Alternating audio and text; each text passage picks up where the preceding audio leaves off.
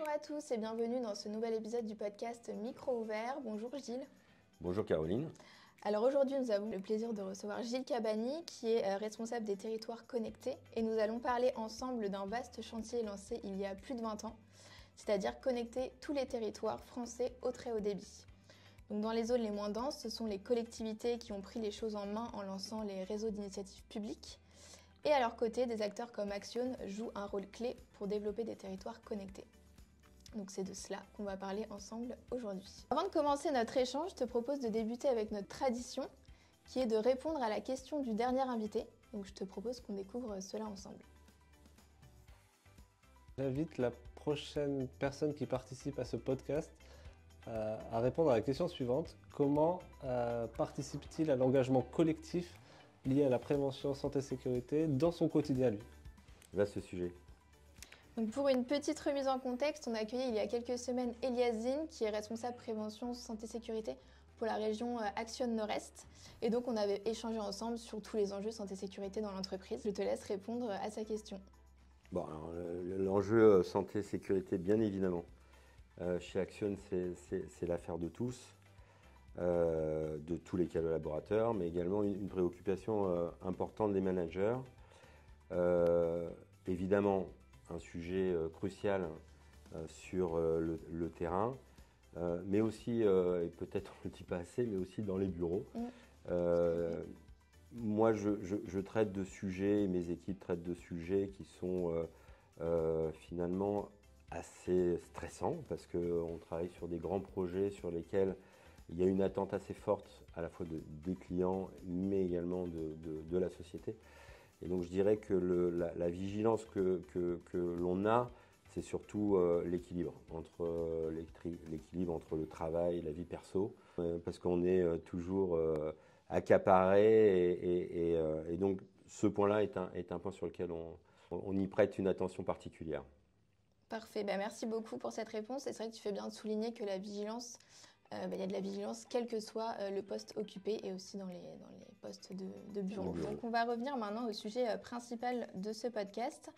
Et je voudrais tout d'abord que tu nous éclaires sur un jargon qui est souvent utilisé dans le domaine des télécommunications, qui est le jargon des RIP. On parle des RIP 1G, des RIP 2G, des RIP 3G. Mais à quoi ça correspond exactement ? Voilà, dans ton introduction, tu faisais mention de 20 ans pour les collectivités, de s'emparer d'un sujet qui est l'aménagement numérique des territoires. Bon, ça tombe bien parce qu'Axione, ça fait aussi 20 ans que ça existe, donc les deux sont corrélés. Le métier d'Axione, aménageur du territoire, s'est créé avec la possibilité pour les collectivités de devenir opérateurs à travers la mise en œuvre à l'époque d'une nouvelle loi qui a permis aux territoires de prendre en main leur destin numérique en aménageant les territoires en infrastructure là où les opérateurs ne venaient pas. Voilà. Donc les RIP, réseaux d'initiatives publiques, c'est tout ça. Alors quelles ont été les grandes étapes de développement de ces réseaux depuis leur création ? Au tout début, le sujet qui animait les collectivités, c'était le haut débit pour tous. La norme à l'époque, c'était la DSL, donc la couverture du territoire par les box triple play.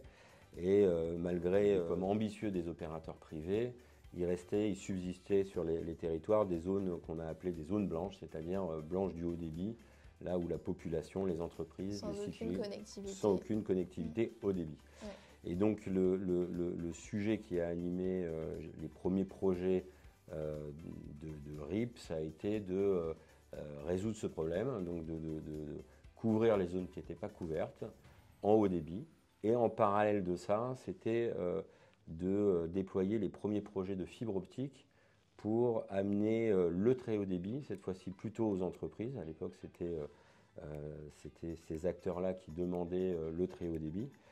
Et donc de déployer la fibre optique dans les zones, on va dire, les zones économiques qui ne se trouvaient pas dans les centres les plus denses des territoires, les zones d'activité par exemple. Donc ça a été l'un des premiers enjeux d'Axione. Ça a été du coup le premier enjeu d'Axione, ça a été de déployer tout ça. Donc on a déployé nos premières technologies, ADSL, radio, fibre optique. Et en fait, très rapidement est arrivée une deuxième phase, c'est le très haut débit pour tous. Et on s'est aperçu que finalement le grand public réclamait aussi par la croissance continue des usages et donc de la bande passante demandée par les utilisateurs, de déployer la fibre optique partout. Et là, ça a été un plan national porté par l'État, le plan France Très Haut Débit, en partenariat avec les collectivités, et Axione a joué évidemment parmi quelques autres acteurs au niveau national son rôle d'aménageur du territoire en déployant et en exploitant et en commercialisant la fibre un peu partout en France. Donc aujourd'hui, les besoins ont évolué, puisque la France est quasiment fibrée de toutes parts. Comment Axione s'est adapté ? Je ne dirais pas qu'Axione s'est adapté. Je dirais que finalement, une fois que la France a été totalement fibrée, on pouvait se dire que l'objectif en termes d'infrastructure a été accompli. Ce qui est vrai, c'est aujourd'hui la France bénéficie d'une infrastructure télécom que beaucoup de pays nous envient. Et donc, depuis maintenant quelques années, nos clients, les syndicats numériques notamment, nous questionnent pour savoir qu'est-ce qu'elles pourraient faire pour utiliser ces infrastructures pour leurs propres besoins. Et donc de finalement passer d'un aménagement en infrastructure à un aménagement en service, toujours avec le même objectif, c'est-à-dire amener une connectivité de service de très haute qualité partout, avec un niveau de service qui est équivalent dans les grandes villes que dans le plus petit village d'un territoire. Une nouvelle phase qui s'ouvre devant nous en termes d'aménagement du territoire, c'est les services. Donc Axione se positionne évidemment sur cette nouvelle phase en apportant tout notre savoir-faire. Axione est aujourd'hui un incontournable sur le marché des réseaux d'initiative publique. Qu'est-ce qui fait sa force pour toi ? Axione s'est créé avec quelques valeurs clés. Parmi ces valeurs, il y a la neutralité, qui est hyper importante, parce que sur ces projets-là, qui sont des contrats de long terme de partenariat entre public et privé, il y a une nécessité d'avoir un alignement d'intérêts. La neutralité, c'est un point essentiel, et puis maintenant on parle de service, donc cette dimension-là, elle prend encore plus de valeur vis-à-vis de nos partenaires clients. Je dirais qu'une deuxième, c'est l'excellence opérationnelle. Ça, c'est une exigence parce que finalement, les réseaux que l'on installe deviennent les seuls réseaux disponibles sur un territoire, en tout cas dans les zones où on intervient. Et donc, la connectivité qu'on propose aux utilisateurs doit être d'un niveau optimum, en termes de continuité de service notamment, ou de rétablissement du service si jamais il y a un incident. Je dirais que la troisième valeur, qui a été vraiment notre marque de fabrique, c'est l'innovation, c'est-à-dire qu'en permanence, on a réfléchi, on a conçu une manière de réaliser cet aménagement du territoire un peu différemment des autres, en apportant des nouveautés sur la façon de construire des réseaux, les nouveautés, la façon de les exploiter, mais aussi de les commercialiser. Et on a été finalement assez prescripteur dans nos choix d'un certain nombre de standards qui maintenant sont repris par nos concurrents et qui deviennent presque la façon de faire sur un certain nombre de sujets. Écoute, tu me fais une transition parfaite en parlant d'innovation, puisque l'innovation occupe une place centrale, notamment avec l'IA, les data centers et la connectivité au global. Comment Axione intègre ces nouveaux enjeux dans sa stratégie ? Axione intègre finalement ces nouvelles orientations avec cette nouvelle dynamique que l'on voit sur les territoires, avec ce qu'on appelait les RIP de troisième génération au début de notre discussion, c'est-à-dire des nouveaux sujets d'aménagement que les territoires ont décidé de prendre en main. Là-dessus, on parle d'IoT. Quand tu parles d'IoT, est-ce que tu peux un peu plus détailler pour que tout le monde Alors, comprenne? l'IoT, c'est les services publics de manière générale se numérisent. C'est-à-dire de plus en plus, on essaye d'automatiser ou de contrôler la mise en place de ces services publics avec le numérique. Donc pour ça, on a recours à la technologie. La technologie, c'est de mettre un peu des capteurs un peu partout.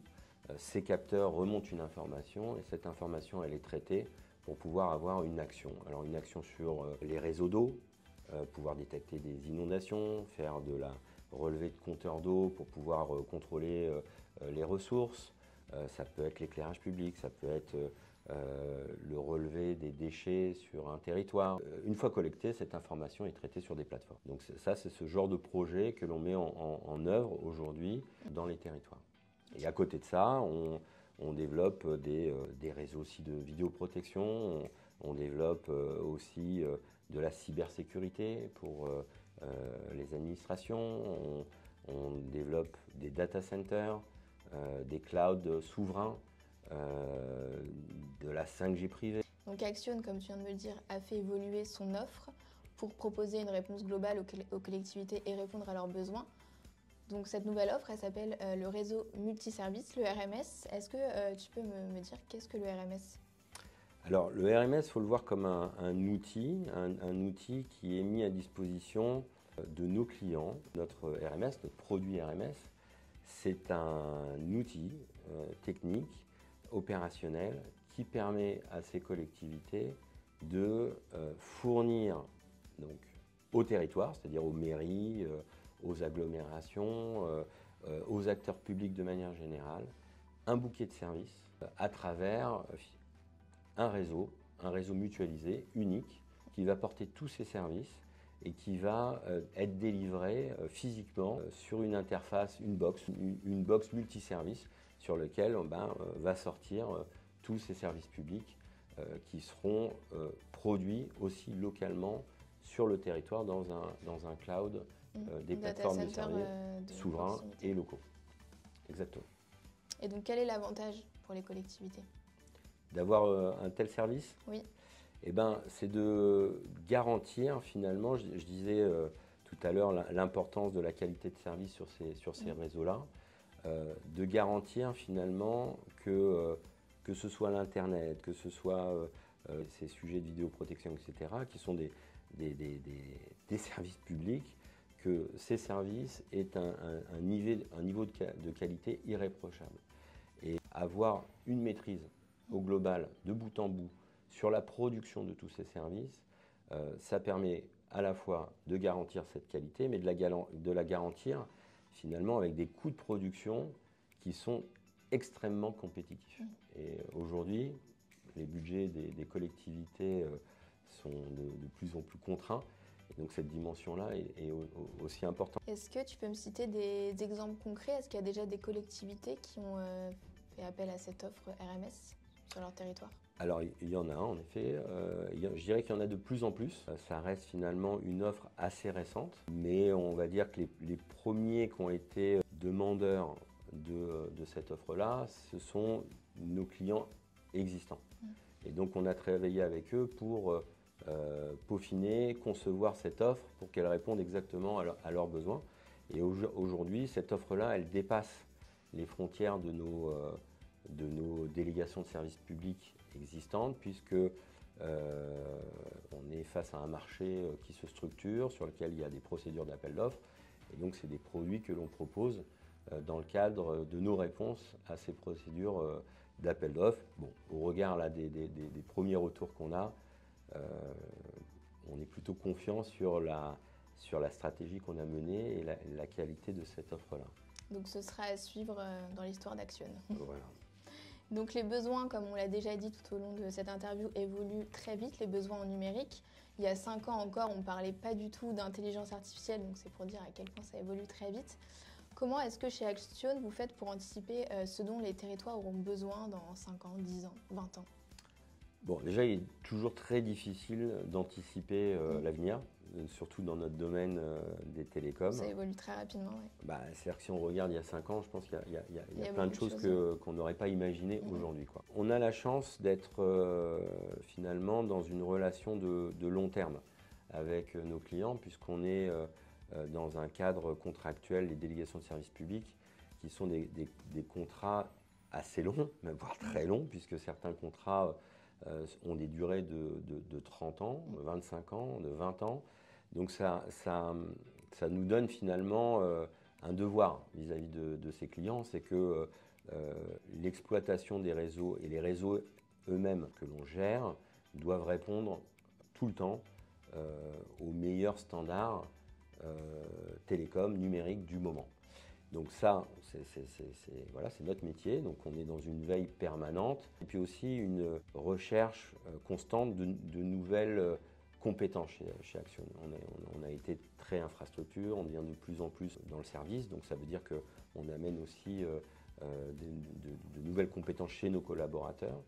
On se structure, on imagine des choses. On parlait d'innovation tout à l'heure. Donc on propose des concepts, des nouveaux concepts. Des fois, ça fonctionne. Des fois, ça ne fonctionne pas. Pas que ça ne fonctionne pas techniquement, mais ça ne rencontre pas un intérêt suffisant pour industrialiser les choses. Et puis, quand ça rencontre son public, c'est-à-dire que cette proposition technique que l'on peut mettre comme ça à disposition des collectivités rencontre un engouement, et ben, à ce moment-là, on se dit que ce qui peut être fait sur un territoire peut être fait sur d'autres territoires. Et à ce moment-là, on industrialise la solution. Le RMS dont on parlait tout à l'heure, c'est bien ça dont il s'agit. Donc avant de nous quitter, est-ce que tu peux nous dire en une phrase l'impact d'Axione sur les territoires ? Alors, je pourrais raconter l'impact passé d'Axione sur les territoires. Je pense que ce qui est le plus intéressant aujourd'hui, c'est quel sera l'impact d'Axione demain sur les territoires.